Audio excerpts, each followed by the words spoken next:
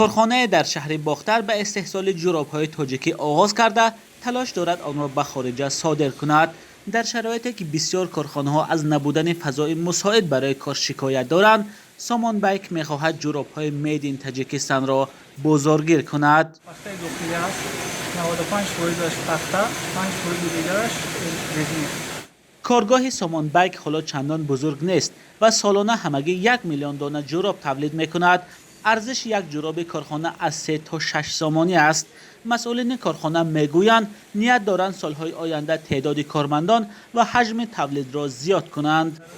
بازار داخلی را تامین کرده شدیم. هدف اساسی در آینده صادرات کردن. کارگاه نوی استحصال جوراب‌های تاجیکی تازه به کار شروع کرده. معلوم نیست که تا کجا میتواند به شرایط تجارت در تاجیکستان مطابق شود. ولایت ختلان سالهای اخیر در بافتن جوراب و صادرات آن به خارج کشور تجربه دارد.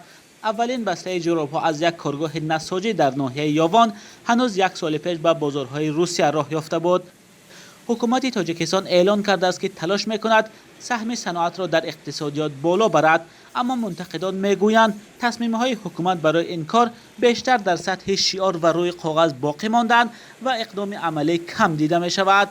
بلند بودن انداز، دسترس نبودن قرض‌های بانکی و قاعده‌های نانوشته از مشکل‌های اصلی تجارت در تاجیکستان گفته می‌شود.